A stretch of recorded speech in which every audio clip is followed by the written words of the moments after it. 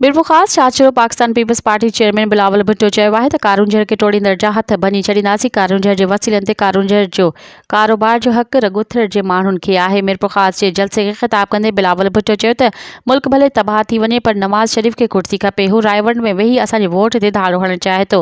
हुन चयो त अॼु आउं पंहिंजे शहर मिरपुर ख़ास आयो आहियां। आउं हितां जे माण्हुनि जे हौसले खे सलाम पेश कयां थो। हुन चयो त 2018 जे इलेक्शन में मूंखे मौक़ो न मिलियो पर हिन दफ़े पहिरियों भेरो अव्हां खां वोट वठणु आयो आहियां।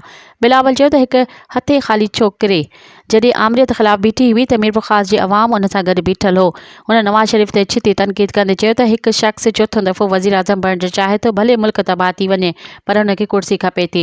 हुन चयो त नवाज़ शरीफ़ 3 दफ़ा वज़ीर आज़म थियो, इहो ॿुधाए त हुन सिंध खे छा ॾिनो आहे।